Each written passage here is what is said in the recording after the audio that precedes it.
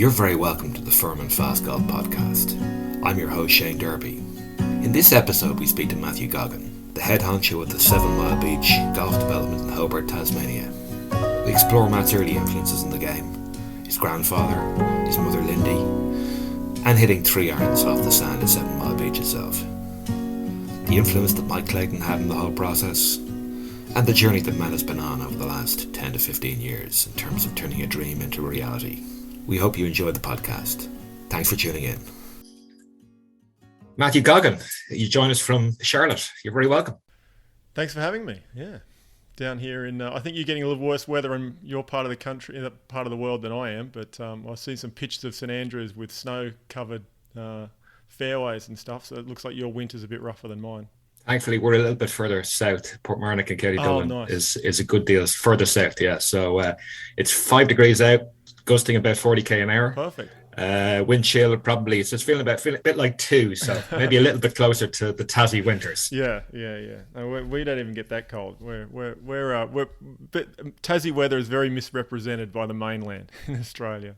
It's amazing. I was down there probably January 2020, and my mate, I mentioned this in the last podcast, so apologies for those that heard it already.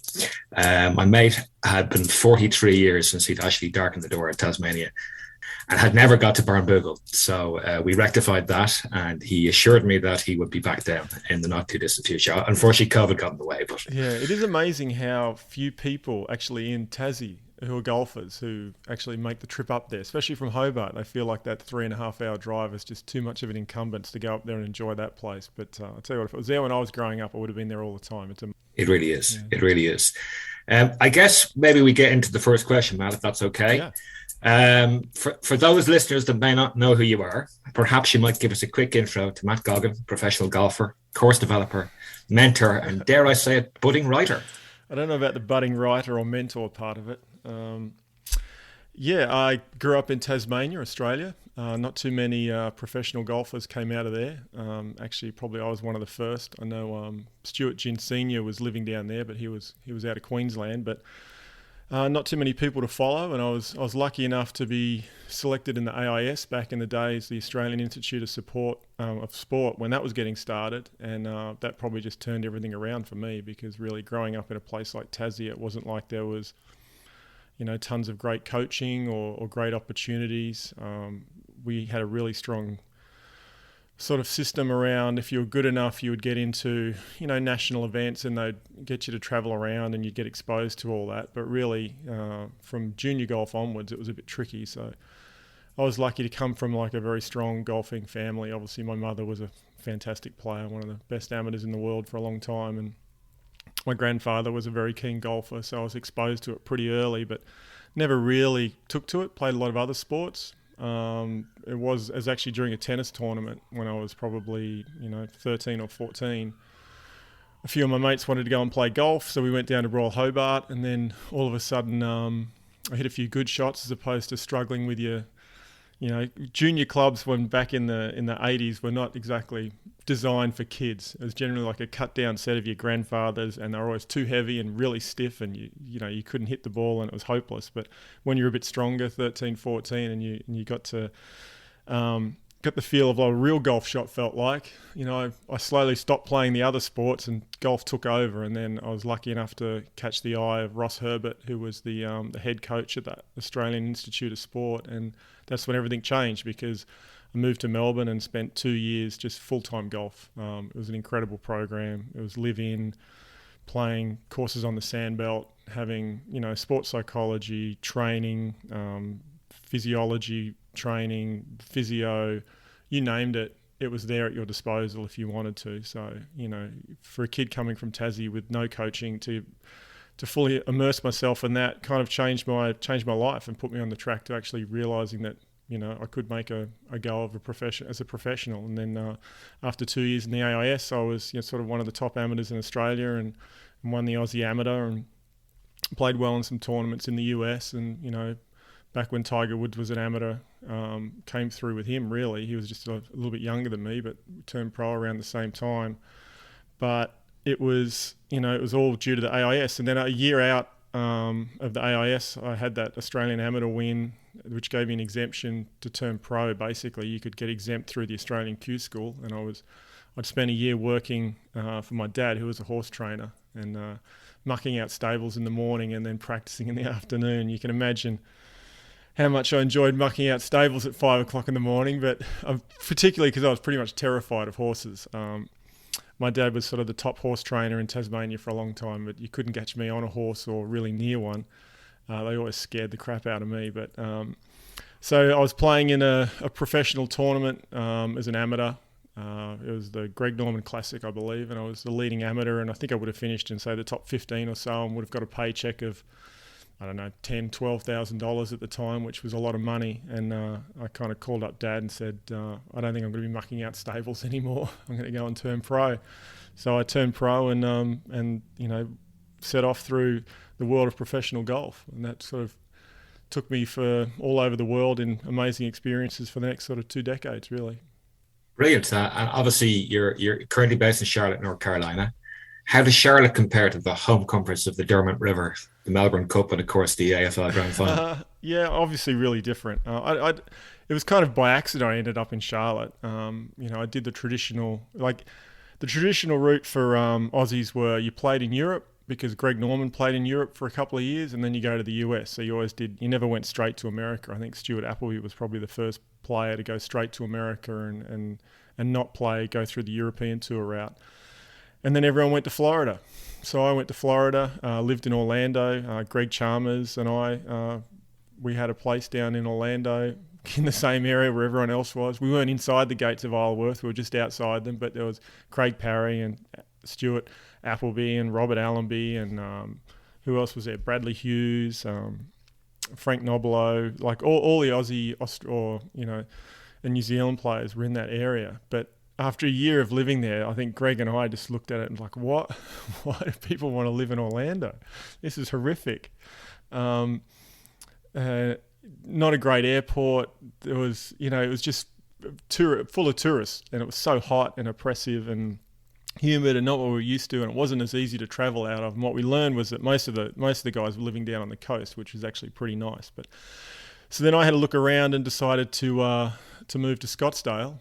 And I was in Scottsdale there for a long time. And then after having a young family, traveling a lot with, 2 kids under 2 and all those time changes and the extra hours on the plane, I wanted to head back east because the tour was more southeast centric, always has been. Outside of the West Coast swing, you pretty much play all your events from Texas and to the east. So, Charlotte had a great tournament, the Wells Fargo. It used to be the Wachovia back then, and we really enjoyed the city. And I had a friend of mine who was driving a NASCAR from Tassie as well.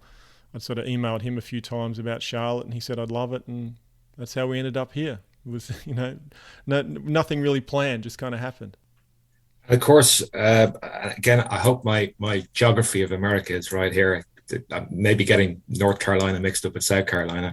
But of course, you've got some great courses around you there in Charlotte. I believe Kia was not too far away, and Tobacco Road and places like that. Yeah, like Pinehurst is obviously not far. It's probably a couple of hours east of Charlotte. Kia was probably only, 3.5 hours away down on the coast, and you've got Hilton Head.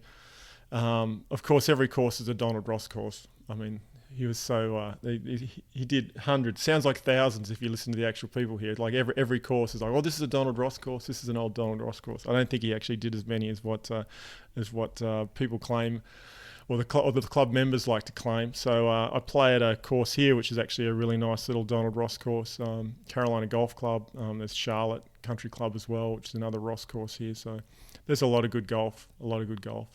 Bring you back to where it all started. Young Matthew Goggin is playing golf at Royal Hobart. You might tell us how the Oasis takeaway shop fits into the story of 7 Mile Beach. Yeah, I mean, typical sort of junior members, right? You always felt like you were getting hauled up in front of the committee.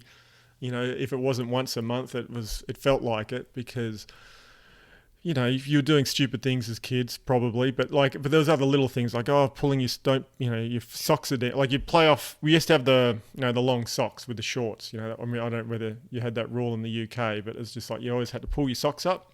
So we'd always, walk down the first with our socks off, get to the second, push our socks down, get to the ninth, pull our socks back up, because that's only where the secretary manager could look out his window and see you. So we always, felt like, well, we're not going to go upstairs and have to deal with taking our shoes off and taking our hats off and doing all the, the good etiquette things that you don't want to do when you're a 15-year-old kid, 16-year-old. So we used to go just drive around the corner to this really random takeaway shop, and it'll be even more random when people actually go to 7 Mile Beach and realise where it is in relation to Royal Hobart. It's on the other side of the airport, and it's just this house, and it's just on its own. There's nothing next to it. There's nothing around it, and it was a takeaway store, but they did an awesome hamburger, and it was way better than the ham and cheese sandwiches upstairs at the at Royal Hobart Golf Club. So we used to duck around there for lunch, and after lunch you'd sort of set out for a little bit of a stroll, and it's right up against the start of the dunes really at 7 Mile Beach, and we always kind of had that conversation amongst ourselves, of like, well, why isn't Royal Hobart down here? Like, Royal Hobart's so flat, so boring, it'd be so much fun to have a golf course in here. Not actually knowing just how crazy and large the dunes do get the further west you get along 7 Mile Beach. But yeah, I mean, that's where it sort of all started. But a lot of it was, going down there as a kid too. We used to hit balls along the beach. We'd go and play in the dunes. We used to do orienteering in the dunes. We'd have school trips down there where you'd have sort of sports afternoons and like capture the flag and all these sort of crazy things down there. And at the time, you didn't register as golf at all. But when, I got serious about the possibility, or really it was more the reason why hadn't someone built a golf course at 7 Mile Beach. It wasn't really that I was looking for land or had this idea of being a golf course developer at all. It was more that I wonder why it never got built. So then, you sort of reverse engineer it and try and find out all the reasons why it didn't happen. And it turned out there weren't really any good ones. Sort of struck doing a bit of research for the interview and your blog pieces, and obviously you speak lovingly about your grandfather, Gordon Jennings, who I know has been a big influence on you, and ultimately Gordon's admiration of the great Severiano Ballesteros. It strikes me as not only did Gordon have an influence, but obviously through Gordon, Sevi had a huge influence as well. Can you tell us what you remember about perfecting long irons off the sand at 7 Mile Beach? Yeah, I mean, it was just fun, right? It has this. There's nothing better than hitting the ball along the beach, and it's unique in that 7 Mile Beach, there's never anyone there. Like, it's very underutilized. Like the beach, it's 10 kilometers long. There's a sort of a day use area at the very beginning. There's a little township that has a little area with an access point at the far east end. But once you get going, I mean, there's a lot of beach and a lot of runway just to hit balls and just to keep going and going. And my grandfather, I mean, this is when I was a kid. I didn't know anything really about Sevi Ballesteros at the time, but he would always go down there and we'd hit balls along the beach. And I mean, there's nothing better than hitting balls on tight sand just after the water's washed off it. Like, give it like a minute or so after a wave's gone up, and then it just, it's just a perfect lie to perfect your long iron play. I mean, it wasn't really about bunker play, to be honest. We used to just smash 5 irons and 3 irons and stuff like that and just walk down the beach and chase it and hit another one, because there's nothing, unless you hit one in the water, there was nothing stopping you from just keep going on forever and going for a walk. So it was a lot of fun. Picking up on Sevi again, did you probably have a vintage that might have had a chance to play with him? I don't think I actually played with him. He was playing the European Tour when I was out there. I do remember one afternoon being at one of those horrific Marriott golf courses where they used to play all the English tournaments. I don't know, Forest of Arden or, wherever it was. It was late in the season, and I was on the chipping green by myself, and it was late in the day, and then Olathabal comes over, and then Sevi comes over, and they spend the next hour or so, or Sevi spends the next hour or so giving Olathabal a chipping lesson, and it's just those two and me, because it's getting dark, and of course I'm just standing there just kind of listening, and obviously I can't understand them speaking in Spanish, but it was pretty amazing to think, because at the time, I mean, Jose was probably Masters champion. He must have been by then. He'd already won the Masters, already won a major, was already one of the best players in Europe. Yet his admiration and just his, listening to Sevi and just the way like he interacted with him was of awe of everything. And here's a guy who's was probably the best chipper on tour anyway, getting a lesson off Sevi. So it was pretty crazy. Again, delving into your writing as preparation for this, I think all of us, or many of us, I suppose is probably a better way of putting it, our grandfathers generally have an influence in terms of introducing us to the game, and that really resonates with me, and I'm sure many of our listeners as well will be nodding their heads. Like many of us, you started at an early age, and as you said, maybe drifted away for a time into tennis and other pursuits, but you did double down and got bitten hard by the golf bug. You overcame, should I say, the dreaded Australian concept of tall poppy syndrome to become a gun golfer who would hold playing rights both the European Tour, as you said, and the PGA Tour. What can you tell us about how Matt Goggin got hooked in the game and how your competitive walkabout has ultimately led you to where you are now? Yeah, it was a weird journey because I played so many other sports and had ambitions in other sports, and then it was really through a few injuries. Like I was playing football, I was playing cricket, I played a lot of field hockey. I pretty much played everything: basketball, water polo, tennis, you name it. There wasn't a sport that, if there was sports, I'd much be sooner doing sports practice than anything to do with school. Like, as far as I'm concerned, school was a vehicle to go and play sport. It wasn't that's what I enjoyed doing. So when I was playing a bit of golf, I was getting a little bit better. I kind of became obsessed with golf technique and Faldo, and just became this massive Nick Faldo fan, which is kind of weird coming from Australia because obviously Norman was just everyone's hero growing up, and he was mine. But there was just something about the way Faldo went about the game, his technical prowess. At the time, he was playing so well in majors that I just became a little bit enamored with him. And then as I started to get a little bit better at golf and started to be, one of the better players in the state and making the junior teams and all those sorts of things, I got a few injuries playing football, actually, funnily enough, which is a terrible sport to play, AFL, when you're a kid. My uncle was a Hall of Fame Aussie Rules football player. My dad played, and I think the happiest day of my dad's sporting life for me was the day I decided not to play football anymore, because he just saw his brother come home with his nose halfway across his face and probably a mild concussion, and he experienced the same, that he didn't want me to play at all. So golf sort of took over, and man, when it did, it just I think everyone can relate to when you become obsessed with something. And I remember my grandparents, who went to the British Open, I believe, at St Andrews in 1990. It might have been when I think they came back talking about Ernie Els and how much they loved Ernie Els. I reckon Ernie Els was an amateur. They'd seen this kid, and on their trip they'd brought back a video camera, and this was like, no one had seen, no one had video cameras back then. And I remember using the video camera, and when you had when you paused, you'd have to guess when you paused it, and you'd look through the little viewfinder, and it would shake violently, and you couldn't make out anything. But I would take a video of my swing. I would take video. I had Nick Faldo's, it might have been Golf My Way, his instructional video with Ledbetter that was at Valderrama, which is one of the all-time best, by the way. The Faldo swing in that is so pure. And he's got these, amazing green pants on and white shirt. His dress sense with Pringle was something else. But I'd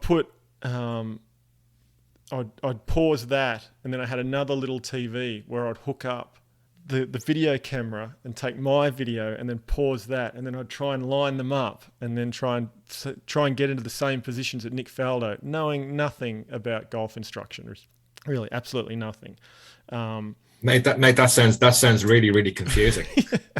Especially when he's 6'4" and I'm like 6 foot, completely different build, completely different. And I played way too much field hockey to get my arms into any sort of high positions that he had. But yeah, I was just obsessed with the technique. And then, my grandfather was a huge influence, because he took me down and got me in front of Peter Toogood. Now, Peter Toogood was a legendary Tasmanian amateur, and he would come out and watch me hit balls, or we played a lot of golf, and he had an amazing way of teaching. Like, he was a really great teacher. He was a school teacher himself, but he just had a really interesting way of getting away from technique and into just playing and hitting shots. So there was to give you an example, there was times when I would struggle,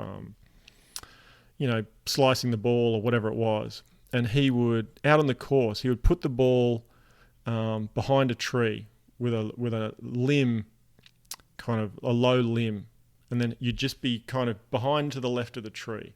And he would say to me, he'd stand and hit this ball, and say, okay, now hit it up over the limb and out and around the tree. You know what I mean? Free your arms. And I'd stand there and you'd hit a shot, and being behind the tree and with the low limb and trying to hit it as high as possible up, out around the tree would force you into that position that you were trying to get into, of being, whether it was more inside or more down the line with your release or whatever it was. So he was, an excellent teacher. So I think having someone like that, such a good golfer around the club. My grandfather was obsessed with golf, and he knew a lot of good golfers. He knew a lot of the pros. Obviously, his daughter was an amazing player. He was more, into the technique than my mum. My mum was just an incredible player. To give you an example, when I was a junior and, struggling with hooking the ball a lot, getting the real duck hooks, I was on the range one day and everything was just going left, left, left, left. And I'm getting really exasperated. And Mum's there watching me hit balls. And I just turn around to Mum and I'm just like, Mum, like, what do I do? I mean, what do I go? I mean, I'm trying this. I'm just hooking it every time. She said, what would you do? And she's like, well, I'd just stop hooking it. And that's how she thought, right? She's just like, well, just stop hooking it. If you're going to cut it, just stop cutting it. Like, she was such a natural player and so good that she never got into the technique of things. She would just be like, well, if you're hooking the ball, hit a few fades. That'll get rid of it. And of course, me, anything your mum says or your parents says is the worst thing in the world. So I was just like, oh, that's, how unhelpful can you be, Mum? But so that was sort of my journey into getting obsessed with golf. And then I was lucky enough to, I think, you talk about the tall poppy syndrome and growing up in Australia. It was particularly worse growing up in a place like Tasmania, which is very small.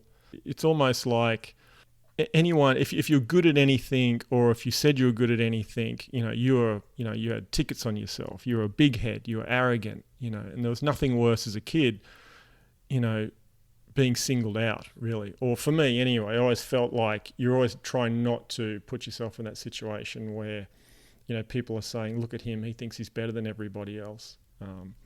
So you kind of had this inbuilt, way of sort of holding yourself down, or criticize. I was very critical of myself and a real perfectionist, and had a bit of a temper. And I think it was more built around not wanting to show out and just to show everyone that I don't think I'm good, by basically abusing myself, and that if I was going to do, psychology 101.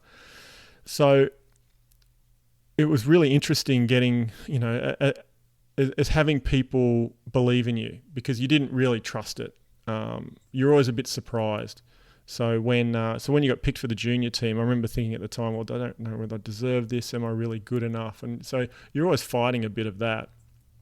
And it wasn't until I was away on a trip with, the Tassie Golf Association. It was sort of like I think it was called Rothman's Foundation, which, obviously there's no way you could get a cigarette company to sponsor anything these days, but back then that was pretty normal. So they used to have like a golf camp for like the juniors or talented players at the Australian Institute of Sport at the headquarters. And this was before the AIS had their golf program, but they were just about to start it. And obviously I caught the eye there of Ross Herbert, who was the coach, or was about to be the coach. So then Ross was really interested in developing like raw talent. He obviously picked some of the best players, but sometimes we would have some players that came in where you think, well, they're not, like if you looked at the list of people that applied, it might not have been necessarily the best amateur, but it was someone he thought had, the best, the highest ceiling, I guess. And that really excited him. So, he picked like Kate McIntosh, who, was a fantastic player, unbelievable talent at the AIS. But she came in and she was probably off 6 or 7 I mean, as handicap. And you wouldn't think a 6 or 7 handicapper would get picked into an elite squad. She turned out to be a fantastic player. And but that's what Ross, obviously saw in me, was like a good raw player. And funnily enough, the other coach there was Stephen Bann, who was one of the top coaches. He coached Allenby and Appleby and a bunch of fantastic players around the world. And I came away from that camp. I was a 5 handicapper. A month later, I was off scratch just from going to that camp. And then the next year, I was in the AIS. And then 2 years later, I'm one of the best amateurs in the world. So it happened really quickly. And it had a lot to do with getting into that program, getting into the AIS. And even when I turned pro, it became very, when you were always sort of told, well, can you beat the guys on the mainland? You know what I mean? You're from Tassie. It's like, okay, you're good, but can you beat, the Victorian guys? And you play in the interstate. I remember one of the interstate series where I went undefeated. It was almost like I was just as surprised as everybody else, because you go and play these guys like, oh, they're from Victoria. They've got to be better than me. They're from New South Wales. They just have to be. And then you play them and you find yourself you're beating them. And it was no one instilled in you that you should be better. You are better. And there was never that confidence given to you coming from Tassie. And then you broaden it out to the tall poppy syndrome in Australia. It's very similar. You become the best player in Australia, and it's like, well, that's good, but can you beat the guys in the US? Can you beat the people in Europe? And then you go and do that. It's like, okay, well, you're good as an amateur, but the really good players are pros. Can you ever do it as a pro? So well, the kids coming out of America have a very different attitude, where you might have a kid who's, the best amateur in North Carolina, and there's no doubt in his mind that he's going to be great, and he's he's the best amateur in the world, and he has this, and everyone's telling him how great he is, even if he's got no chance. And obviously, I know which one's going to be better if producing good golfers versus the other. I mean, clearly giving people all the confidence in the world in a game that is basically, we've had books written about it. Golf is a game of confidence by, Bob Rotella. I mean, when that's that important, that I know that it's pretty amazing where I came from, and sort of the upbringing I had was like it's just so different when I look at the opportunity the guys have over here towards their attitude. It's interesting that you bring up, I guess, societal differences between Australia and America. I mean, it's that whole sort of psychology from a golfing perspective, which feeds into confidence, which feeds into belief, and that's the whole virtuous cycle. I've always thought, and certainly I've delved very deep into the books such as Dr. Bob and Carl Morris and various other things, and I think the ideal golf state is trying to stay out of your own way, and I guess that probably happens more to the likes of yourself, who are maybe a good deal more naturally talented than someone like me. But I mean, how do you see? I guess I suppose there's a level of proficiency you need to get to, and then would you agree that it's all about the 5 or 6 inches between your ears in terms of what actually differentiates the good from the great? Yeah. Well, talent's the entry fee, right? Everyone has talent. There isn't a single player that's playing on a mini tour, major tour, foreign tour you've never heard of that is not incredibly good at golf. There's very few like I remember playing or hitting balls, or you play tournaments that Tiger Woods was playing in, and you never felt like with other players that there was shots you can't hit. I never felt like, whether it was a high 2-iron to this flag or a spinny wedge or a drive here or whatever, that you never played with, you very rarely played with anyone who hit shots where you're just like, I couldn't do that. So for the rest of us, it just all comes down to, there's a lot of luck involved, right? There's a fine line between, something that ends up being a win that changes your life, or a moment that gets you your tour card, and we don't like to ascribe luck to what happens in life. We like to think it's all our own making, but there's more luck involved than ability, and then it's just when you it's making, it's like you make 90% of your money 10% of your time. That's kind of how it works. It's like it's taking advantage of those moments, and And if you take advantage of those moments, you can have an amazing career. And if you don't, you could be stuck on mini tours or grinding it out, or find yourself in debt, or like a lot of players do. It's not that they're not good enough. It's just there's quite a lot of luck, and then there's obviously it's running into the right people, or the right mentors, or the right sports psychologists, all those sorts of things, just at the right time when you're open to it and it clicks with you, and all of a sudden you have that belief. But the talent is the entry fee, so everyone's really good. And there's very little separating, 15 in the world to 1,000 on ability, but the confidence, the consistency. The big thing about tour golf, which I think a lot of people don't understand, is just it's not that you're hitting incredible shots all the time. It's just that you're hitting an incredible high standard day in, day out. It's not really feast or famine. It's really good golf, day in, day out, month in, month out, year in, year out. And then you sprinkle a little bit of luck on, and that's the week you win. Or that's the week you have your top 10, or you have your run of, top 5s that get you your card, or whatever it is. It's very rare for someone not to be playing at an incredibly high level all the time.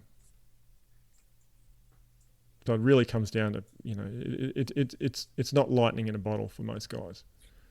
Can I ask you where you are with your golf at the moment? Yeah, well, I don't really have anywhere to play. I have Corn Ferry status. I had some injuries a couple of years ago, which sort of put me into that sort of grey zone where, you're not getting into tournaments. You can do Monday qualifiers. So injury set me back a bit, but I was really lucky. I had sort of 20 years without any serious injury. I had a wrist surgery and then sort of a herniated disc in my back, and that's just sort of like, sort of put the kibosh on everything. As much as I would love to get out there, it's just it's incredibly competitive.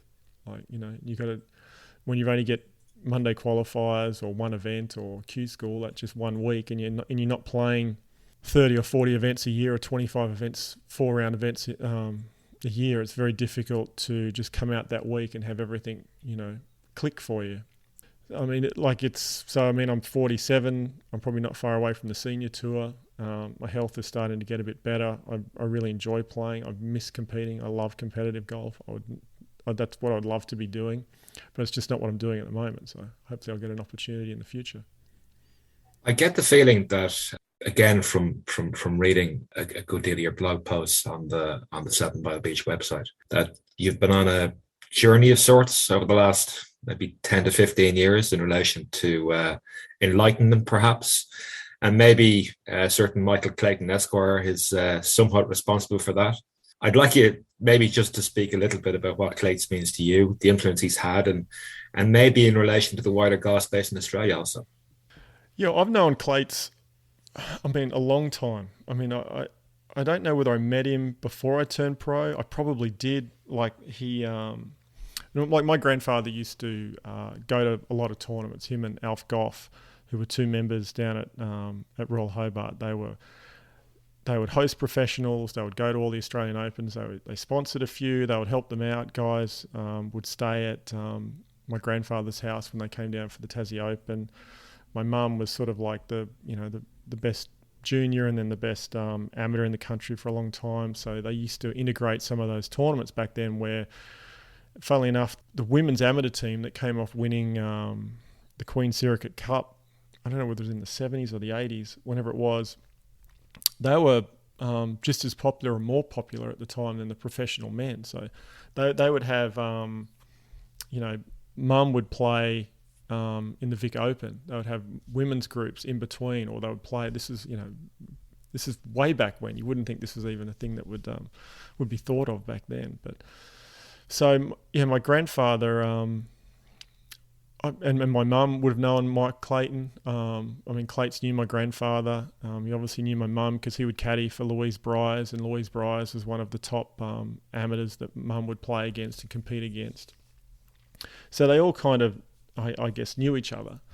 But my first memory of Clayton was actually after my grandfather died, and I was in a tournament I was at Q School. No, I played my first tournament on the Asian Tour, and I remember it like like yesterday, when getting a phone call from my dad saying that he'd died in a car accident and just being stuck in Malaysia, I think, and you know, you're devastated as a kid, and you know, it's still upsetting now to think about it, but sort of being stuck over there.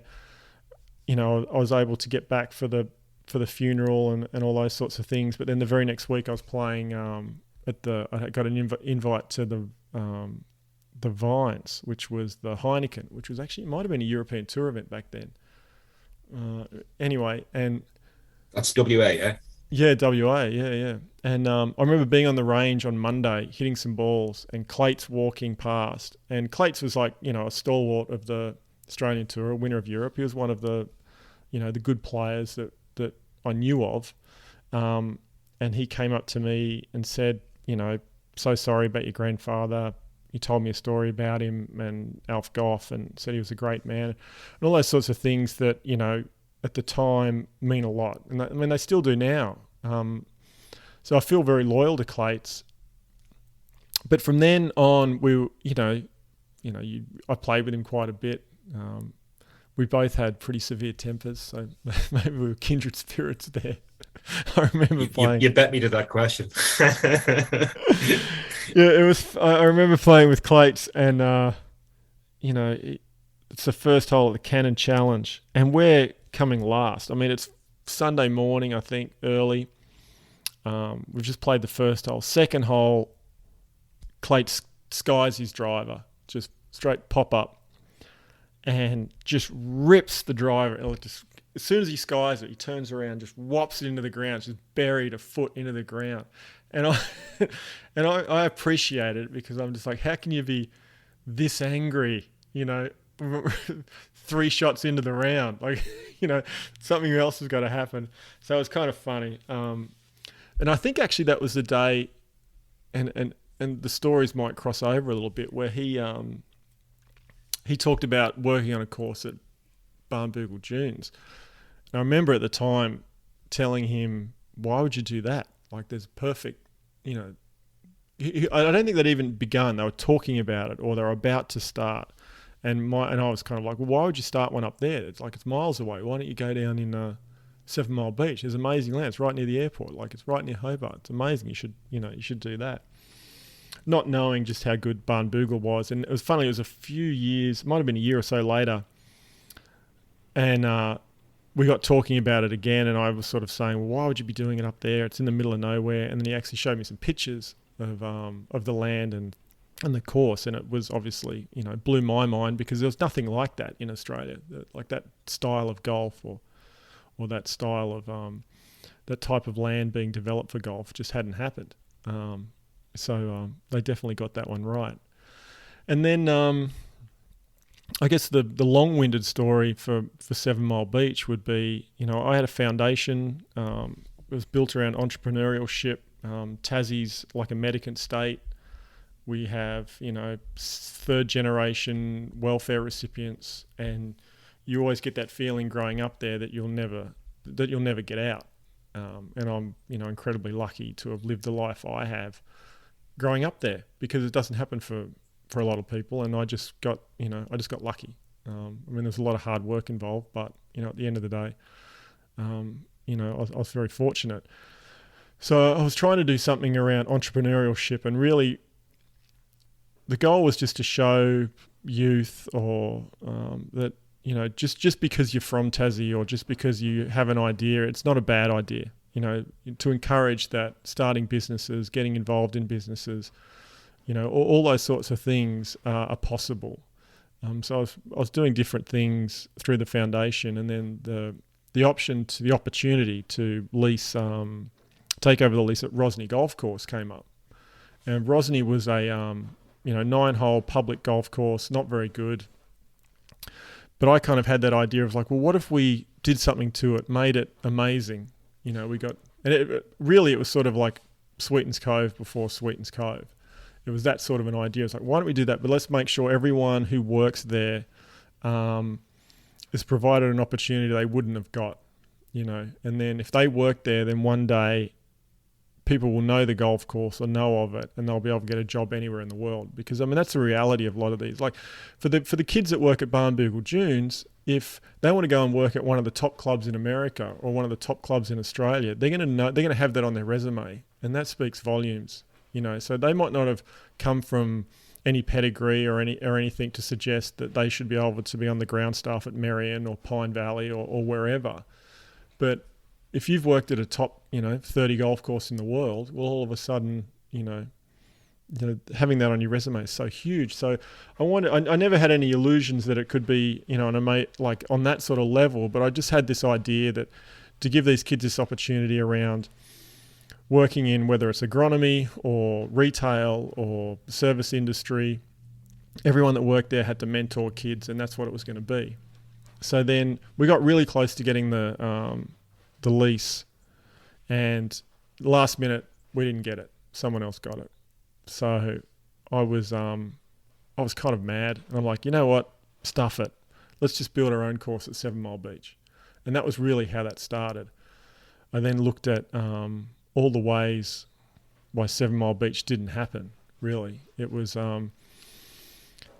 because it's like if you look at if you took an aerial at night, you've got all this development corridor from Hobart down to Sorell, which is kind of the across the causeway and further east of where Tasmania Golf Club and the airport is, and that's all lit up. That's lit up at night, and then there's this huge dark spot, which is 7 Mile Beach, the peninsula at 7 Mile Beach, the Spit, and it's about 900 acres, and there's just nothing there. I mean, you would have thought through the years a beach town like the beach town on the other side of the airport. Why isn't there one on this side of the airport? Like it's pristine. Like you can't imagine this real estate hasn't been developed into housing or whatever or something.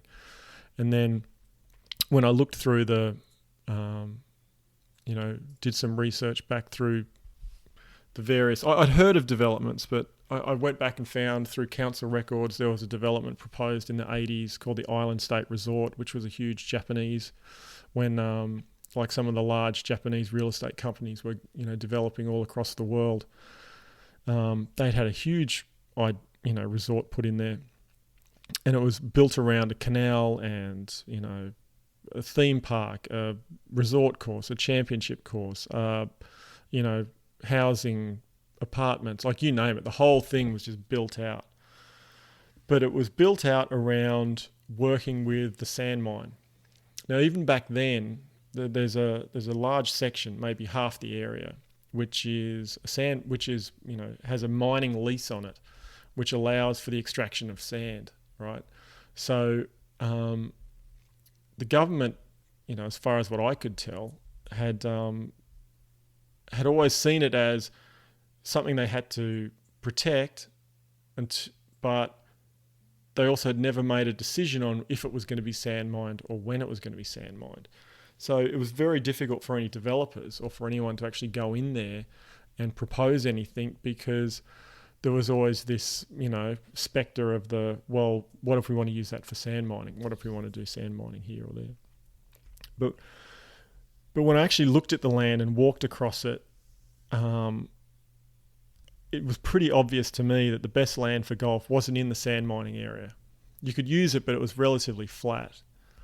So, and it was about the same time that the government actually made a decision and issued an extraction license to a sand mining company, and they gave them, well, this is the area you can extract from. So I think that gave the government a little bit more comfort in that, knowing that, okay, well, they've decided where the sand mine is going to be and how long the extraction is going to be and all those sorts of things. And I was actually approached them. I mean, I went through Aboriginal heritage, I went through flora and fauna, I went through coastal stuff. Was there, like, how it was zoned?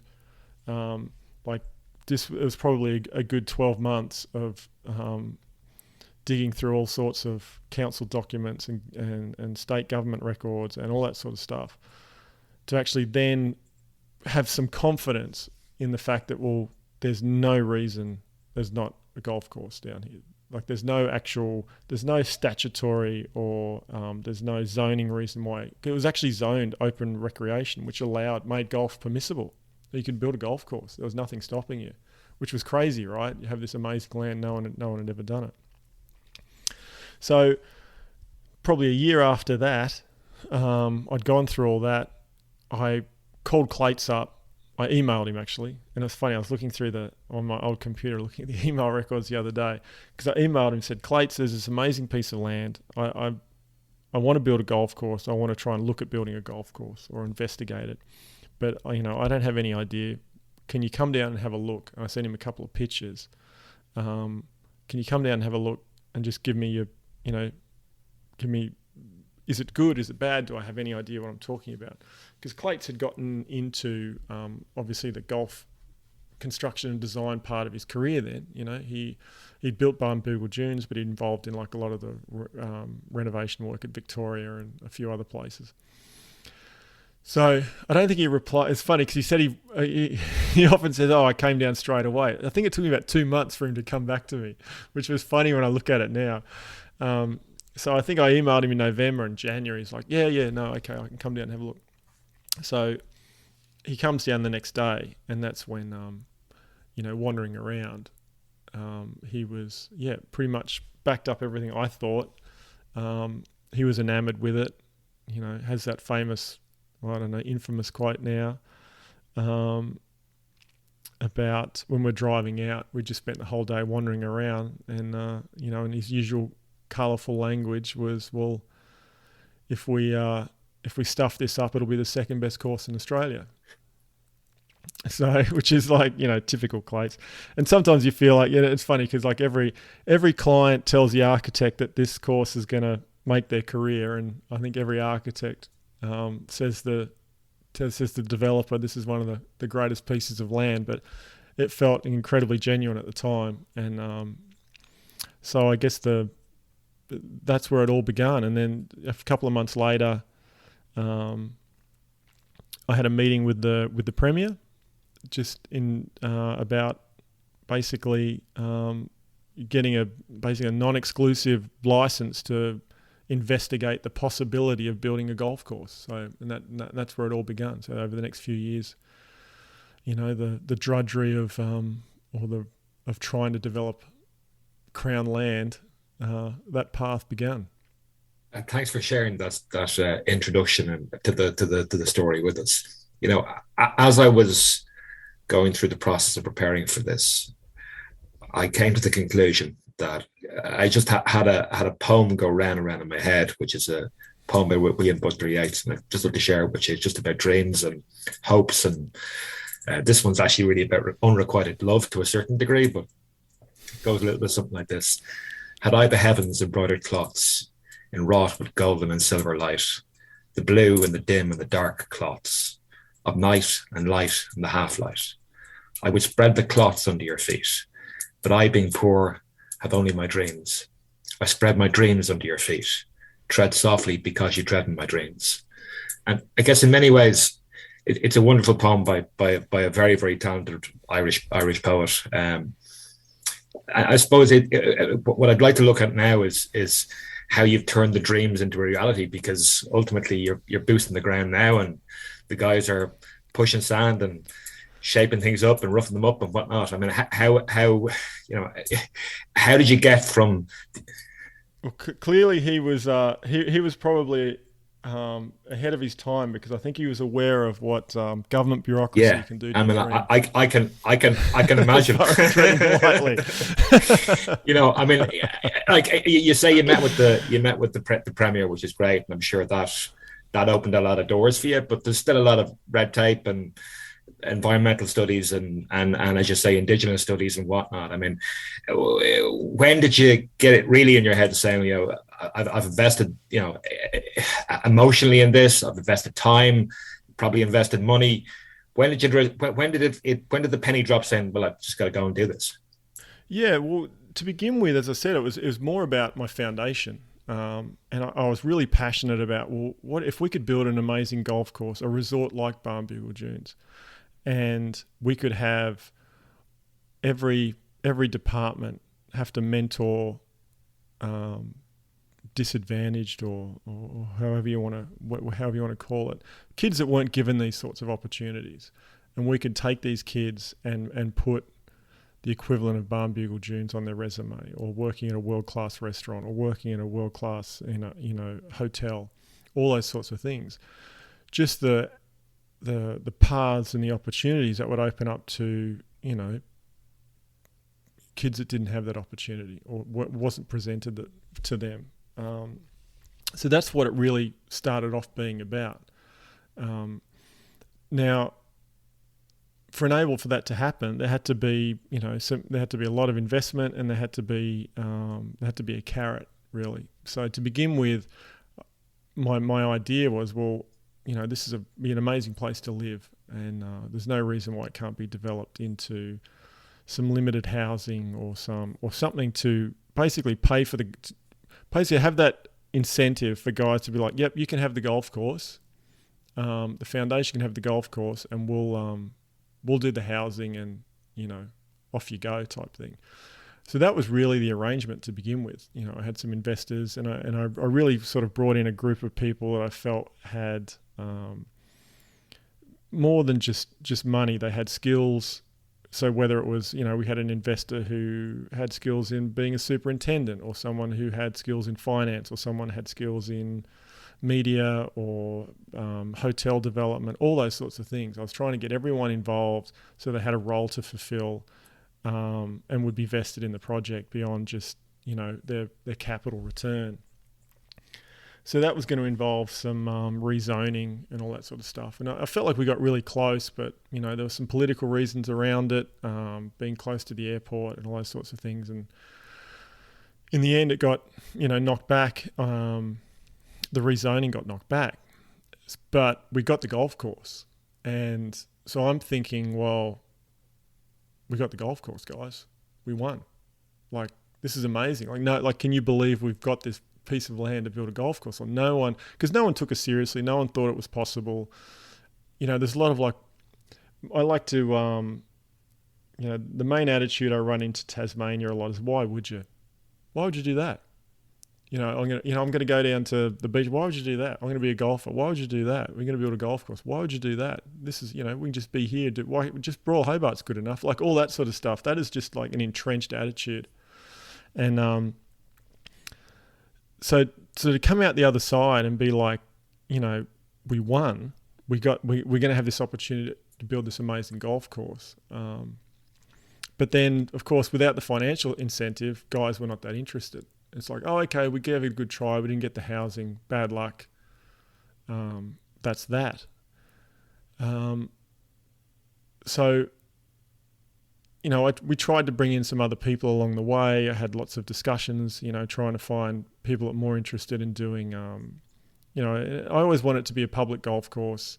I think it's really important that, I think as Clayton mentioned on your podcast earlier, and that you just, to be able to go and play a top 100 golf course in the world, anyone can, and turn up and just pay a fee and be done. And it's not expensive. I think having that access to amazing architecture is, it really is a way to bring people into golf, because, you can't, I don't know, it's like you can't go and play tennis at Wimbledon. I mean, if you go and take that tour and you stand in there and you look around, you're like, oh, wow, this is incredible. Imagine, can I just sneak out there and hit one serve on the centre court at Wimbledon? Well, you can't. Yet I can go and tee it up at St Andrews. But there are other places that have these hallowed grounds that are really difficult to get on. Or even when you get on, you don't belong. Like, you're very, very early on in the process, you realise, well, you're not a member. Worse, if you're not even a guest of a member and you're just paying some exorbitant fee, as a non-member guest, like you're really not, they're pretty quick to want to show you the door. So it was difficult to find investment, and and these permits don't last forever. A permit was going to expire, and I just, maybe it was the competitiveness in me. I'm just like, there's just no way I'm going through all that and not building this golf course. Like, it has to be built. So, a good friend of mine, we've got it done, basically. We validated the permit, we got substantial commencement, and that was just such a huge milestone for the project. And really, it's very much in the spirit of Barnbougle Dunes. It's not someone coming down with, it's not a Sand Valley setup where you have, you're trying to roll out a huge resort, 36 holes, day one. It's very much that, that ethos around Barnbougle Dunes, where we're just, we're doing it, with, budget conscious, not going to go too crazy, and we're not trying to roll out some crazy hotel and overspend, and we're just trying to get the best golf course possible. And then the success of the course will then hopefully drive us to be able to have the ability to build course, 2, and the hotels and all this other stuff or accommodations that we want to do. But that's sort of the ethos around it. Little acorns, as it were. I mean, kudos to you guys. I mean, obviously the circuitous permitting process, obviously permission sorted. For those that haven't seen pictures of the site, either before the trees were removed or now that the vistas have been opened up, can you explain to us what the canvas looked like, and what it looks like now, and why it's perfect for golf? Yeah, I mean, I guess I probably long-winded answer the last question. I probably didn't go back through what actually happened from a process standpoint. So from a process standpoint, we got permission basically to investigate the site because it's Crown land. So you just can't go wandering in there and doing whatever you want. You need to have a license, and it was a non-exclusive license, so it wasn't like they gave us any favours. It was basically saying you can go and do that, and anyone else who at the same time can come and investigate the same thing, or for another purpose they can do whatever. So you do that, and then you have to do a development application through the council, the local council. But you can't lodge anything with the local council without a few different departments of the state government giving you consent.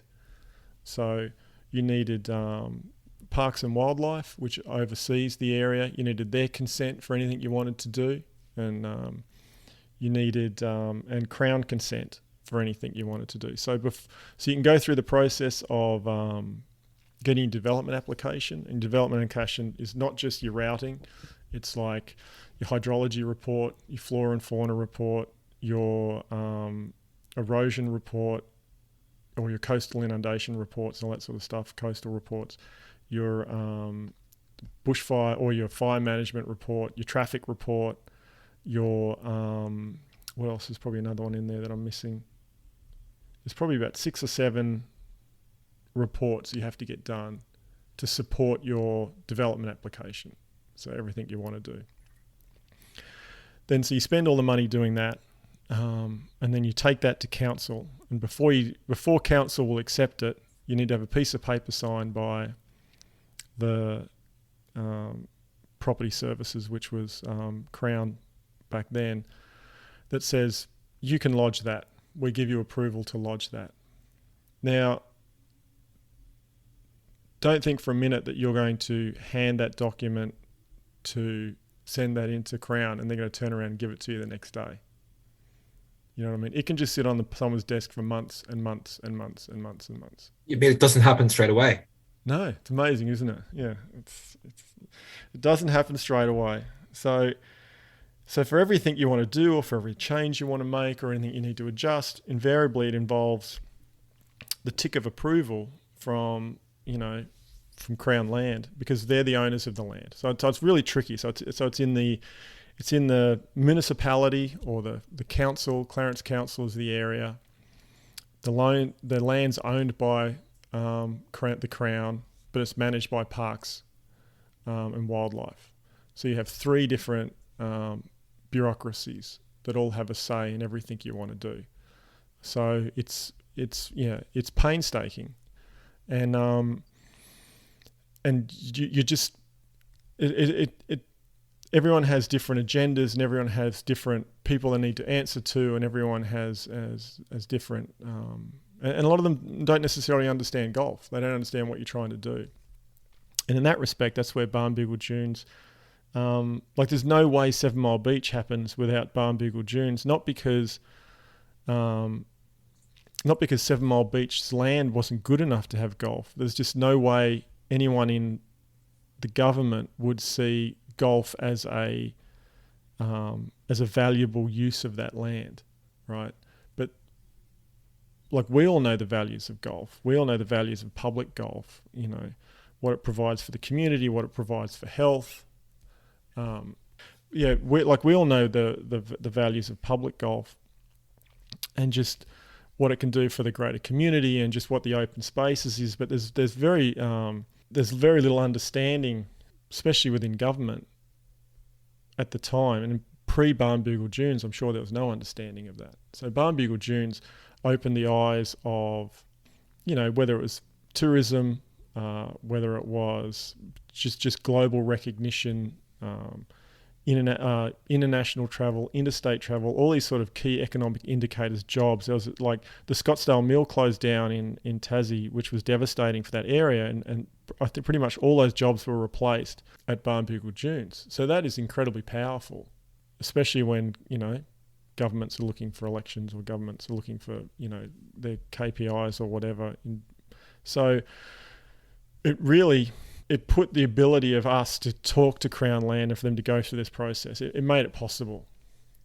And so, there were people in government that understood the power of, tourism and golf and what it can do for the community and all those sorts of stuff. And that's not to say that everyone in the community, agrees with that or, feels the same way. And there's a lot of misunderstanding around. Everyone thinks golf is elitist. Everyone thinks golf is like, we want to keep you out of there. We're like, it's going to be a private club. And, there's a lot of misconceptions, and it doesn't matter how many times you tell them, it's like they don't trust you. There's a strong horse riding community that likes to use the area. And I grew up around horses. I love horse riding. Like my sister's, an amazing horseman. And like we've had horses in our family for generations. Like if you ever wanted someone who thinks horses should be allowed to roll, share the land, like I'm the person. But none of that is that they think that we're going to stop them from riding across and we're going to make it harder for them, when really we want to make it easier. So we have, you're sort of fighting a lot of those community misconceptions, and then you get sort of a vocal minority who likes to go to the meetings and they participate. Well, a lot of people who support it are not going to go to council meetings and, create a fuss or get up and start singing songs and crying at meetings, which is what we had happen to us. So that's sort of like what you're up against. So then even once you go through that and you get your permit, before you start, Crown Land has to give you permission to start. So even with a development application, even with an approved permit, even with you think you've got the development, they can still say, well, we don't actually give you permission to build it. So, like, it can be maddening, right? Like we were running up against our deadline, we were running up against, COVID had hit, and then all of a sudden someone in the mines department is bringing up, when the permit was approved 7 years ago, the boundary was 5 meters off or something. Like the road that we wanted to was going to be in the mining lease by 5 meters and stuff like that. So that we spent months and months negotiating that through, and all of a sudden it's pushing us to get to the point where we're going to lose the permit. All right. So we ended up getting through that, somehow getting the road built in, a couple of months, and, we'd substantially commence. But that is sort of the thing you're up against when that's the nuts and bolts of how we got to where we are now. To answer your second question, the actual site itself. So it is just covered in pine trees. And when I mean, like, I posted some pictures on the website about that kind of showed that sort of back in the the 30s and 40s, well, pre 30s and 40s, it was just farmland. It had white gums and banksias, and I think it was like grazing land. Then at some point it was given, the land was given tree rights to, one of the forestry companies, and they grew plantation pines on all the flat sections. So the dunescape, it has massive dunes really, and they come up out of nothing. Like the land's quite flat. And then you have sort of like your frontal dunes, which are kind of your typical, edge of edge of the ocean dunes that have sort of some rippling, and then it rises up to one main dune. But, 60 or 100 years ago, there was no pine trees on it. It was just all gum trees, and it really looked more like it was a moving dune. Like, it didn't really have any, there was no marram grass, there was nothing on it. So in about that time, they introduced pine plantations, but they also introduced marram grass all over Tasmania. Another, blame that on the English. Another They're sort of usually to blame. Sorry to my English friends out there. So they introduced marram all over Tassie to sort of, to contain the moving dunes on the sand on the coast and all that sort of stuff. But marram tends to trap sand and make the dunes very irregular shapes and very sharp. And at the end of the spit, the land is almost unusable for golf without doing a lot of sort of dirt work. But so all of a sudden it got slowly over the years, because it wasn't managed at all, just covered in these pine trees. And they're not a good pine tree. They're not like, they're radiata pine, which they have sort of a very thin foliage to them. They're not like that classic Christmas tree, fir, or what you get in Europe. They're sort of an American tree that just grows fast, and they cut down. The wood is used for also known as Monterey pines, I believe. I think Monterey pines are a little bit better. I'm not sure. Okay. You could be right. But they're not like anyway, they get used for some of the vertical timber in built construction materials. They grow quick, they turn them over quickly, all that sort of stuff. So they had just taken over the site, and they'd been there untouched for, decades. So now they're at their end of their lifespan. They're really looking ratty and old, and they're not a good tree. But you couldn't see, 10 feet in front of you.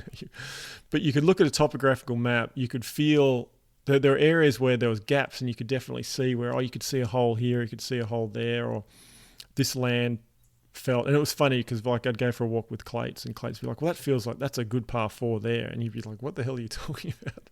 It's like, well, we've just trudged across, fallen down trees, and I can't see 50 feet in front of me, and you've decided we've come across a good par 4. I'll believe you. Well, you can be the expert in that. But the cleared end was where you walk out, where the trees hadn't got to yet. Like, you'd look across that, and it was just obvious, like, this is going to be amazing for golf. Just before the next few minutes get a little bit too confusing for you, I wanted to provide some additional context in relation to the conversation. Matt Goggin first spoke to Mike Clayton about the 7 Mile Beach property in 1997. At the time, Mike was in partnership with Bruce Grant and John Sloan as part of Mike Clayton Golf Design. Clates would then go on to partner with Jeff Ogilvie, Mike Cocking and Ashley Mead, the Ash and Mike that Matt references. Clates is now working with CDP Golf, Mike Clayton obviously, Mike DeVries and Frank Punt. I hope the additional context is useful. When Clates and OCM, or I guess it was OC when it was first, it was Ogilvie Clayton when he first back when Jeff had a moustache. Yeah, way back when. When they got the topographical map and they showed where the golf course was, I'm like, well, why wouldn't you go down the end? They're like, well, it's too choppy, it's no good for golf. I'm like, well, there you go. The area I thought was going to be the best that you don't even use. And you did find the site, though, to be fair. Yeah, I did. Yes, yeah. No, I found there was a lot of work done to get them to tell me. I had no idea. But so once the trees came off, it was funny, like walking around. It was actually interesting going through the whole process between really two different architects, even though Clates was involved heavily all the way through. And it was my loyalty to Clates all along, because I always wanted Clates to be involved. Clates was the person I told about it first. Clates was the person who came down and visited the site. Clates was the person who came down and helped me present to the Premier. I never felt right with Clates not being involved. So when the decision was made to sort of open it back up, because it had been so long. I think, and to be fair to Mike and Ash, like they wanted to have another look and start from scratch again, and basically they'd obviously felt like the routing they had done probably they needed to have a fresh look and come down. And at that point, it was like, well, okay, if we're going to start from the beginning, I mean, I may as well have a think about like where if we're just going to have basically start from scratch, that maybe I could start thinking about other potential suitors. So then, I contacted Clates and said, mate, I actually was just calling him to talk about something else. He's like, I'm actually not with OCM anymore. I'm like, wait, what? I mean, I had no idea. I hadn't spoken to those guys for a while. I didn't know the ins and outs of what had been happening. So when Mike came down, and Mike came down, had a week wandering around, it was really interesting to see how, they work differently and the different ideas they had. And it's really a very different golf course to what was first planned, and I'm probably sure that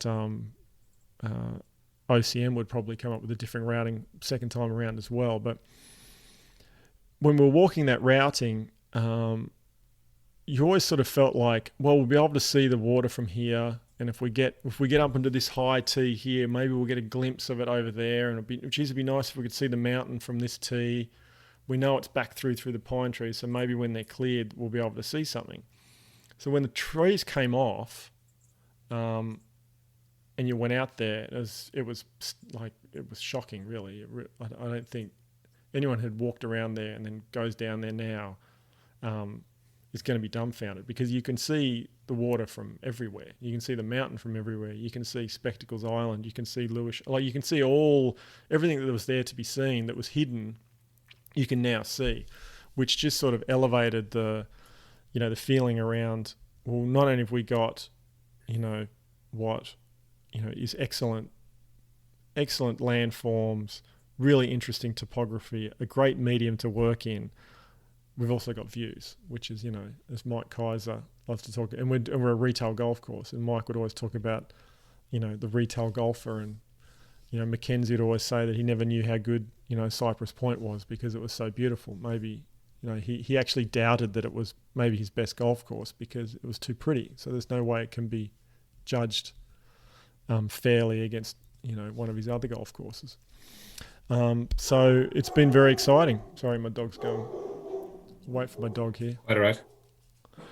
So that was so having the land open up and have all those views was incredibly exciting. And then it also enables us to. There were some areas where you're not quite sure. It's like, well, it looks a bit. We'll go down here and we'll play to this green, this green site here, and the trees are gone because we try and walk another area. It's like it's just too steep up there. We can't do anything with much. And then when the trees came off, it became really obvious that, oh no, you can use that piece of land, or that hole will be better there. So it's always evolving, and it's a lot of infield design, but it has changed a little. It'll probably continue to change. Like tees will change, greens will change, but the actual sort of loops that have been constructed and the overall, idea of the routing has stayed the same since Mike and Mike were down there last year. I heard Clayton speak about a big, huge, humongous punch ball green, which I thought he might speak about when I spoke to him the last episode. He didn't. Does that still exist, or no? They got rid of that. This is always a bit of a joke to that I have with Clayton and Mike. It's just like, I'm going to say no one day, and you're going to have to be prepared for it. I don't want any grumpiness when I say no. You can't do that, because so often, like my philosophy is, you're the experts, right? Like, you've built world-class golf courses. You just do what you need to do, and I'll try and facilitate that as best as I can. But I'm also going to gently remind you of like what we're trying to do. I've read a few Mike Kaiser articles and listened to him talk about, and you try and mirror that and saying, look, okay, well, what is the guy who's paying $140 a round going to get really excited about versus architectural, nerds, or the sort of so it's that balance between, we want to build the best golf course possible. We also want to build a great experience. And to be honest, you have to build a great business, because if you don't build a great business, it doesn't matter if it's a great golf course, because it'll be closed, within a couple of years, and it'll just be growing over and everyone will forget it existed. So it's a tension that you have to be mindful of. So, the great thing about those two guys is they're very aware of that. And, it's an interesting watching them work, the way they talk, the things they discuss. There's no idea is sort of off limits or is a bad idea, really. Everything is talked through, and they'll entertain, any of my crazy ideas or just, if I go on some long soliloquy about something, they'll listen intently and then just ignore it afterwards, but they still entertain it. So it's been they're a great. It's a really nice collaborative process to feel involved, but I don't have any misconception that I have any idea about what I'm talking about. So I generally just let them do what they want to do. Let's remember, Mackenzie did say in his seminal book that if you want a cool green, just talk to the village idiot and get him to make it flat. Yeah, exactly. Or I could probably do that, because at the Big Dig at the John Deere tournament, they would have this thing on the Wednesday called the Big Dig, where they let you get on machinery, and they have this perfect paddock where they have some excavators and some dozers and some skid steers and loaders and stuff, but they had a grader. Right, and you could jump on the grader, and the guy would grade it perfectly flat, and then you'd go next to him on another section and try and grade it perfectly flat. How'd that go? Hopeless. And he would come straight in behind you, and go, there you go. It's easy. So I'd have utmost respect for those guys, how they can do that.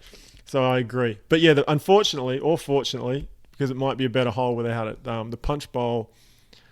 The original punch bowl, it's funny enough, with the trees off, when you go in there, it's just so outrageous and so big that it's probably a little bit over the top. But interesting, the land has so many of those sorts of landforms. It's easy to get caught always trying to put, that's a great green site sitting in amongst those dunes. You could build basically 18 in the ground punch bowl greens. So you've got to really start finding those, getting away from that. Otherwise it becomes a bit repetitive. But yeah, the original insane punch bowl is gone. I know you played Sand Hills in Nebraska.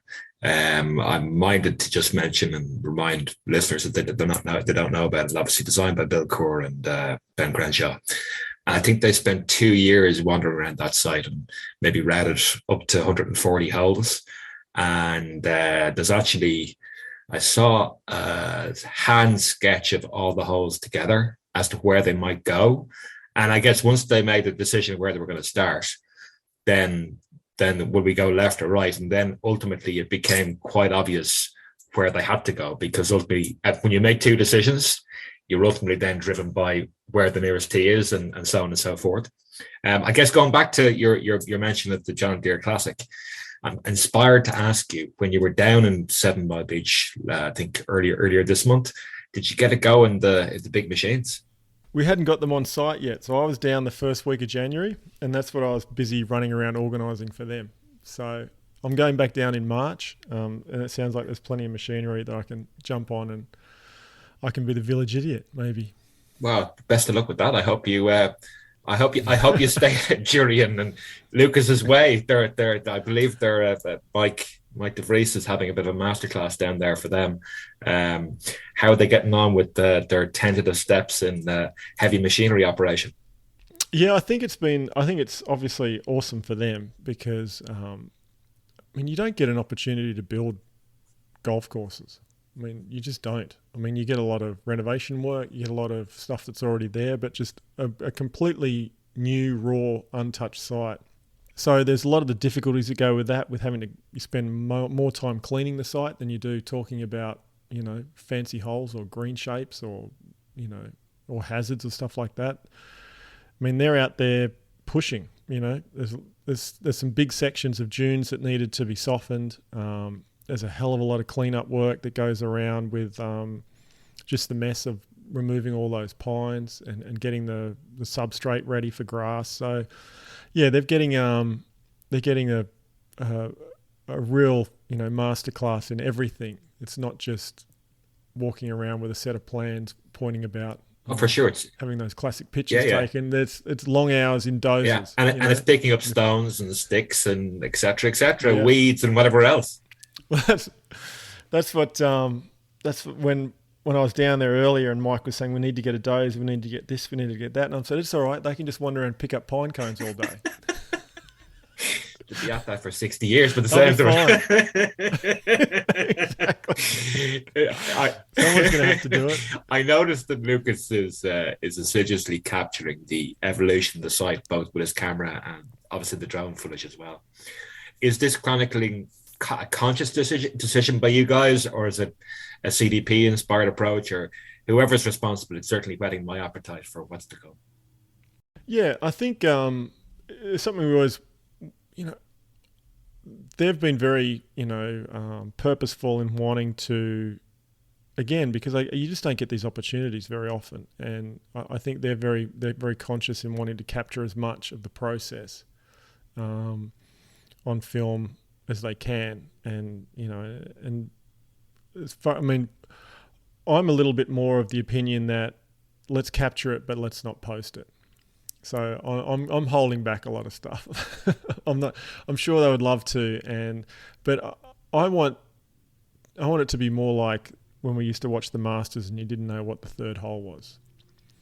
I want for the people to experience. The coverage didn't start until the back nine, like. Yeah, exactly. So I would like it to have that, where we'll show the progression, we'll show some of the holes, and we'll show. Just the ins and outs of what's going on down there. But really, I would like to have entire sections of the course that you'll only get to experience if you go and play there or go and walk around. Anyway, before it opens, because obviously once it opens, people were just going to do what they want to do. But that's sort of my feeling around it. But it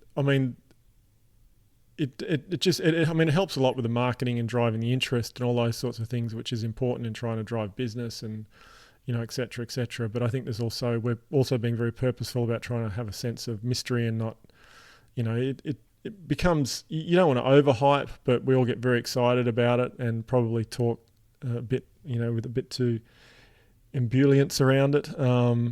So maybe we should, we just don't want to disappoint because we're all very excited.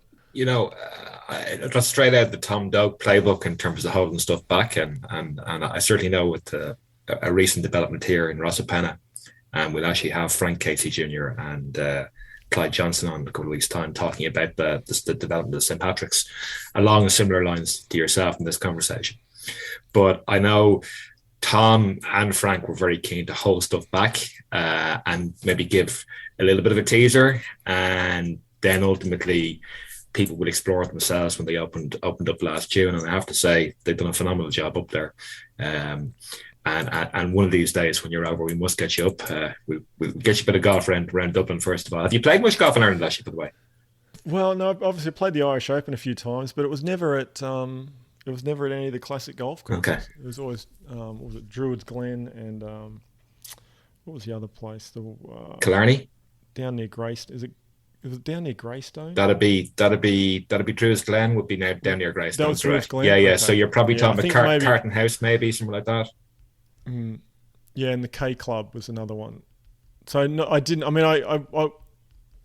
I visited Ireland a few times, and I've walked around quite a few golf courses, but I haven't been lucky enough to play a lot of them. Mate, hit me up. We'll sort you out big time. So absolutely. Listen, just going back to 7 Mile Beach, I get the feeling that authenticity, a sense of place, really appear to be important to you. Obviously, you've laid out the values of 7 Mile Beach that are along the lines of Tasmanian feel, Tasmanian values, and showcasing the Tasmanian landscape. How do you think that will feed into the ambience and the MO of 7 Mile Beach? Yeah, I mean, I stole that from my visit to and when I wrote about that was just talking to the Kyle, superintendent there at Sandhills when we played golf, I kind of asked. He talked about basically that Young's Cap wasn't trying to create a great golf course. It wasn't like he saw it as I'm going to build this world-renowned golf course. He just basically said that's what it like. That was his goal, and like it's an amazing place because it captures exactly that. Even though it's a very exclusive, super private golf course. When you go there, it feels very middle America. Like the people that work there all live in the town, and they've all worked there since the day it opened. All the kids that caddy go to the local high school. Like it has like incredible ties to the area, and the way, like one of the most sort of the only sort of dictum I guess for the members is if you don't treat the staff well, you're out. Basically, I don't care who you are. You have to treat the staff with respect. And I guess there has been the odd member who's been asked to resign over that sort of thing. So it was my trip there that just I thought if we could capture anything like that in a public setting that showcased what Sand Hills does for the Nebraskan Sand Hills, we'd be on our way to a successful experience for everyone, an experience people would want to come back to. And that's really the key to any public golf course. It's not whether people hear about it and fly in it, do it once and go, okay, that was cool, I've done that, bucket list, let's go. You want to make it approachable enough, affordable enough to where they want to just keep coming back and back, because they love the golf, but they love the accommodations, they love the experience, they love being in Hobart, they love the people, and it becomes more than just the fifth hole or whatever it is. And that's what Sandhills does an amazing job of, really. And I guess that was sort of the goal around, or the ethos that we're trying to put in down at 7 Mile Beach. Is like, we want it to be inclusive. We want it. And they're not just buzzwords either. It's like, I want it to be affordable. Like, I have all these, crazy ideas, especially around young people, trying to get them introduced to the game, whether it's free for them or whether there's a course for them or whether the practice fairway is free for kids, and you build an unbelievable practice facility where you can just go and practice, get exposed to one of the best practice facilities in the world, and it costs you nothing. You hit balls all day, you can hang out there all day, fine. Because that's what I was exposed to, not necessarily on the facilities, but just being around a golf club and have that sort of club-like atmosphere, but it to be open to everyone and not just a limited few. I have a picture in my head of a place that's getting more vivid as we speak. So community, maybe a Himalayas type putting green. There's going to be dogs there. I know there's going to be dogs and horses, possibly tied up outside the bar, and great golf. I mean, it just sounds wonderful. And I think, I certainly heard Clayton speak about, if you do you ask a sample of members in any golf club, you ask them to stand up. Whoever started their golf in the public facility, everyone stands up. Even in Portmarnock and Royal Portrush and Royal Melbourne and whatever it is. The Scots have it right in terms of the right to roam and the fact that there aren't fences per se, and integration of the community, and it's just part of their DNA. And somewhere along the line we've lost that sort of connection and outreach and become more introspective. Yeah, I think the one word for me is approachable. So when I was playing in the Dunhill a few years back, I'd played at Carnoustie that day or whatever, and it was a beautiful afternoon. I'd finished, so I decided I was going down to the town to grab a coffee. And so I grabbed a coffee, and then I grabbed some fish and chips, and I just go and sit on the back of the 18th green, right, at St Andrews. And I'm sitting there and I'm listening to music and I'm looking out over, the 18th at the first as players are finishing. And it's just like, what an incredible place to be. Like, even if I didn't play golf, even if I didn't know anything about it, just to be able to be here in this environment is special. So I want it to be a great golf course, and I think that's incredibly important. And it's incredibly important being a successful business. And if you want to achieve anything else down there, it has to be a successful business. So that's sort of the key. But I also want it to be people to come down there who don't play golf and just hang out, because it's such a beautiful environment, because it is so pretty, and because it is so approachable, and because you can take your dog for a walk, or if you've ridden your horse down, or you just want to have a beer and you just want to go and sit up and watch people finish golf, or you want to walk through the golf course, whatever it is. I think we shouldn't,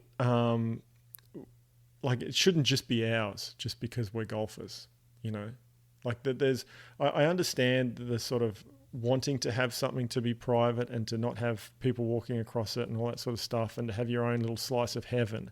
But I also think it's nice that you let other people enjoy it as well. And, they don't necessarily have to be golfers to enjoy it.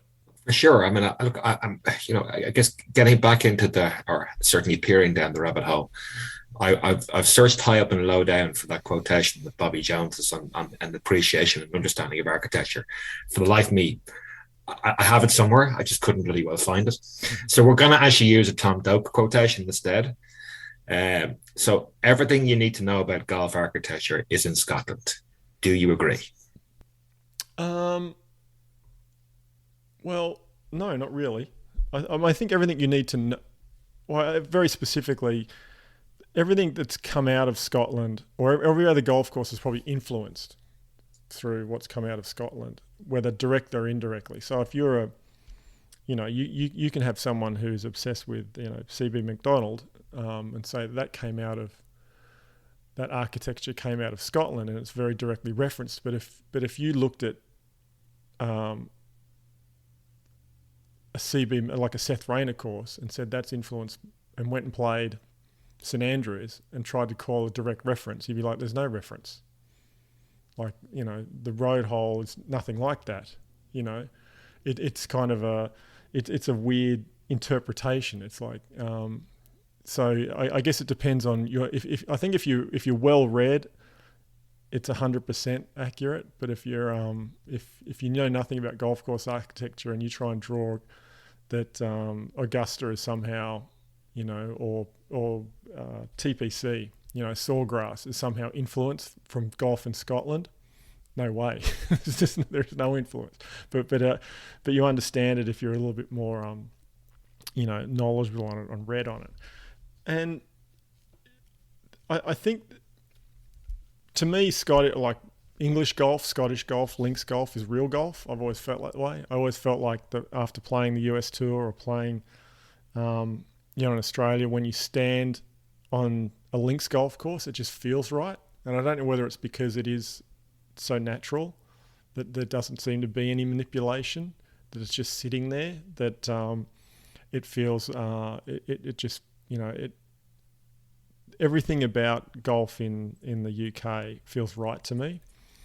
But in saying that, it's hard to, you go and play Royal Melbourne and it's hard to see that it was necessarily directly that they're the same thing, So maybe everything you can learn from golf course architecture is in Scotland, but it doesn't end there. I don't think. I think you have to travel the world and you can see all sorts of things. Because the sandbelt is very different to anything that's in Scotland, and the courses of the northeast, or the courses of the resort or the desert courses. I mean, like them or loathe them, they bring something. They bring something. You've teed me up for the next question very well. Thank you. As a tour pro who's traveled around the world, you've obviously undoubtedly got to experience some great golf courses. It's at this point that I ask guests what their 5 or 6 top private golf courses are and why they've chosen them. I mean, I love Royal Melbourne. That's my favourite. I could play there. I mean, funnily enough, I was the year between finishing school and getting into the Australian Institute of Sport. I worked at Royal Melbourne for a little bit, for a summer, and I could play the composite course every night, and I did. Prick. I played, yeah, exactly, every night. I was the only one out there. I didn't see a single member. I'd just go summer. I'd play till dark every night. And I absolutely love that place. I don't think there's anything else like it in the world that even comes close. As I said, St Andrews, just the connection to the town is everything you need to know about golf and community, really, about, what the impact golf can have, or the relationship golf can have with a town and a community, and it's Mecca for golfers. As far as like tournament golf, where I really enjoy Riviera, because I just think it's a horrific piece of land, that there's no way there should be a golf course there. It's a wash. It's a small piece of land, and it's very boring landforms, and there's no way you should be able to build a great golf course there. So that's genius to me, how they've created an unbelievable golf course there. Where else do I really enjoy? Like, Augusta's incredible. I think I really enjoyed Ridgewood, where we play every now and again. That's sort of your typical northeast, old school architecture. That was really good for tournament golf, because it had the combination of what, professionals love it to be. They don't want bad shots rewarded. they want it to be a sliding scale of the better shot you hit, the more reward you get, and the further offline you get, the more you get punished. And I'm not saying Ridgewood is a course like that, but if you struck the ball well, or the rewards were just so high, the way the course was set up. So if you were playing well, it's a course that you felt like really reflected how you were playing.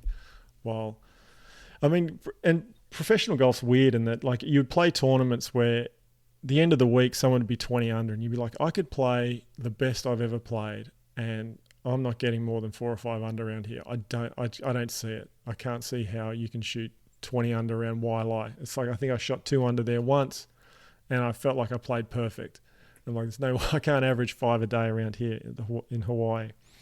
Other courses you'll play, it's like, man, I really struggled with this, and you're in the top 10. It's just like, and everyone's talking about how hard the golf course is and how unnerving this shot was, and you're completely comfortable. So I think a lot of the time the beauty is in the eye of the beholder. So have I got to 5? That's 5. That's 5. That's 5. Yeah. I mean, if you have one more, we'll take one more. If not, I've got a question for you. Go, question. Shoot. In terms of difficult golf courses, did you feel like you played better on difficult courses or Birdie Fest? I played better on golf courses that required good striking, because that's what my strength was. Like, difficult and I think good striking, like, they don't necessarily line up, because you can't be perfect, right? So if the punishment is like a US Open, where it doesn't matter how well you play, you're going to miss 2 or 3 fairways. Well, if those 2 or 3 fairways a day, or 4 fairways a day, the US Open is more about how good you are at 100 yards, not how good you are from hitting a 2-iron or a drive and stuff like that. But sometimes those birdie fests, they're the things that get you going. They're the things that turn your year around, because you get out there and it's just like, oh, yeah, I've shot 5 under today. You might not have played that well. You shoot 3 or 4 under, and you finish the week 15 under, and you might have finished 30th, but you're not thinking, wow, I'm a terrible golfer. It's like, man, not that far away, I'm playing well. But if you're playing courses that just beat you down all the time, I played decent at Merion and had a horrific finish. I think I had 2 or 3 doubles in the last 3 holes to finish 20th. But, finished, I don't know how many over I was, maybe 12 over. I think I was 6. I think Justin Rose was 3 over and he won. And I had a putt to go back to 6 over on like the 13th. And then just, it all went pear-shaped after that. So even after finishing 20th in the US Open, it's not like the next week you're like, wow, I'm playing so well. It's like, it's impossible. Perspective, my friend, perspective. Yeah, exactly. It's all perspective. So I was, we all love the courses we play well on. That's just a fact. I mean, I love Riviera, and I don't think I ever played well there. But generally, like the courses you played well on are the ones you had strong affinity for. I'm minded to mention, and forgive me if I'm off base with this. I'm likely to stick you in a bucket with Zach Blair, Jeff Ogilvy, and yourself. I think you're sort of cerebral thinkers about golf. I mean, am I correct in assuming that you're not the norm, or maybe I'm being given your pro brethren a bad rap? I mean, I think there's there's a lot more depth to what you in these guys than what you would just read about. I've had plenty of long-winded conversations with all sorts of types about stuff that, has got nothing to do with golf that would probably surprise you. But it's very difficult to be elite at something or to be world best at something. It takes a hell of a lot of... You can't spend your time thinking about other things. It's got to be a singular focus. So, and for a lot of guys, they're not necessarily going to, reveal much about themselves, especially this day and age, because they feel like, if they say the wrong thing or if they get misinterpreted or if they come out with a poorly thought opinion or something they've just been thinking about on another topic, that it's just too dangerous to say the wrong thing or to make an ill-informed opinion because, they probably feel like, the damage they can do to, their reputation or getting, whatever it is. So you can see why guys are a little bit guarded, probably don't let a lot of the reporters in. So there's not much to report. There's not much to know. And I mean, guys do show a little bit more of themselves on their Instagram and, their social media. But even then, that's very, I would say, it's very curated for a particular audience and to get a particular result. So, maybe, we think about things a little bit more, a little bit differently. I think that's just our personalities, but I wouldn't just, tar everyone with a brush necessarily. There's some characters out there that, you've never heard of. I hear you. I'm probably doing Padraig Harrington and Rory McIlroy an injustice as well, so I better drop them into the equation as well. Come here. I was just wondering a question I asked Plates with regard to recommending 2 books. Okay, so the first one should be on golf course architecture. If you can refrain from mentioning a book by Dr. Mackenzie, Jeff Shackelford, or Tom Doak, that would be useful. And the second one should be one on golf. Again, please, it cannot be written by Kurt Sampson. Okay. Well, my probably my 2 favorite golf architecture books are The Links and the Architectural Side of Golf. So that's Robert Hunter, and the Architectural Side of Golf is Simpson Weatheritt. Yes, correct. I find myself going back to the Architectural Side of Golf a lot when I'm thinking about, because it gets into sort of what the process was. It gets into a lot of like how you actually, how grow grass, how you build a golf course, all this sort of stuff. But I really love all the Simpson templates as well, like all his drawings and all that sort of stuff. I think are really cool. As far as like golf books, I mean, I don't read a lot of golf books. I don't find them. It's not my thing, to be honest. I read. Okay, that's fine. Like I would say books that really interest, like things that interest me from a writing perspective would be, I really enjoy or influenced by like the way Christopher Hitchens writes a lot. He has like a really interesting prose. He weaves in like pop culture a bit and just, you can just never get tired of how he would construct a paragraph about something. He's really interesting. And I'm probably going back to what I said earlier. One book that, not golf related, but influenced the way I, see the world a lot was Fooled by Randomness, which is a book by Nassim Taleb, who sort of came to prominence during the global financial crisis because he'd written a book called The Black Swan, which was about black swan events, and that's like things we can't predict but have huge consequences, but then afterwards we act as if we should have easily predicted them, but you can't predict a black swan event, and that's sort of the premise of it. But is that a bit like the invasion of the Ukraine, maybe? Well, no, that was probably easily predictable, but like Google, like why Google was so large, or but people would go back. But World War II, he describes as a black swan event, as not many people were writing about the invasion at the time. Like they didn't see it as a possibility. But then we go back now through history and we look at it like, well, it was obvious. But obviously at the time, no one was writing about it, so it wasn't obvious. But anyway, his book, that was sort of an expanded chat. So he was on, because he made so much money out of the global financial crisis, because he basically said it was predictable and it wasn't a black swan event. And he was, on all the, made his hedge fund. He was a quant for a hedge fund somewhere, billions of dollars when everyone else was getting trashed. But that was an expansion of a chapter in his previous book, which was called Fooled by Randomness. And that's basically just talks about how we mistake randomness for our abilities. And it talks about that. And that influenced me a lot in the way I think about a lot of things, just how we turn a blind eye to just how lucky or the things that have happened in our life.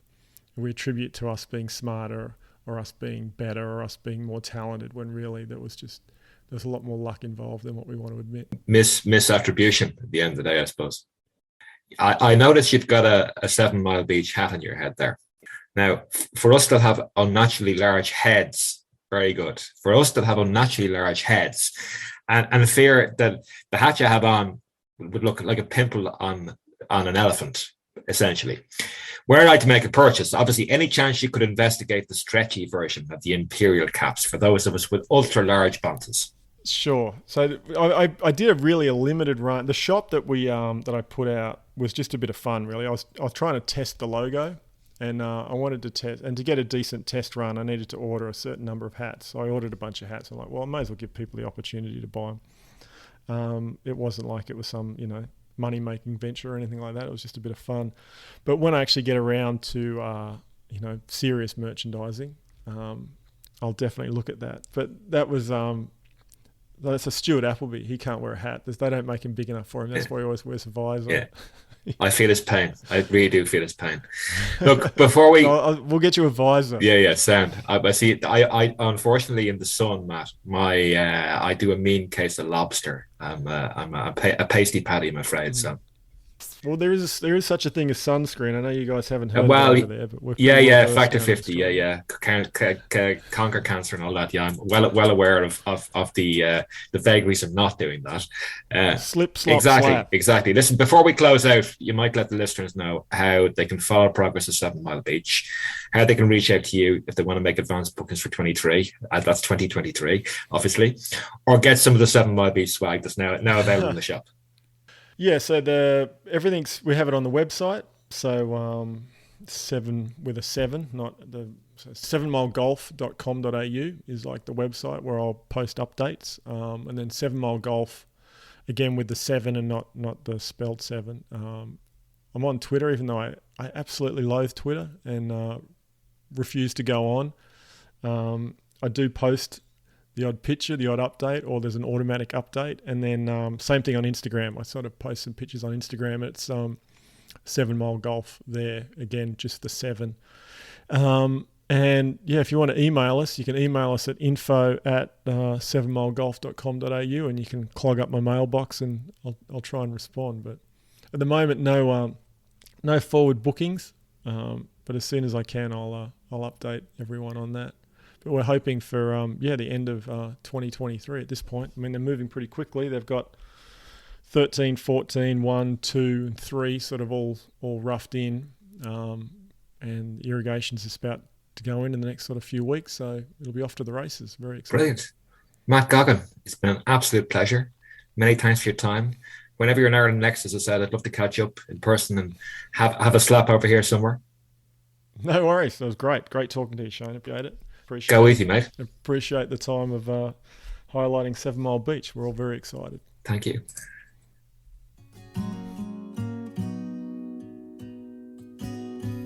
It was great to chat to Matt. I hope that your appetite has been sufficiently whetted in terms of making you visit the 7 Mile Beach one day. We look forward to seeing it progress and open at some stage next year. Just a little bit of housekeeping before we finish off. Please feel free to check us out online. You can find us at firmandfast.golf. From a Twitter perspective, you can find us at firmandfastgolf. And on the Instagrams, you can find us at Firm and Fast Golf Podcast. Until the next time, happy golfing.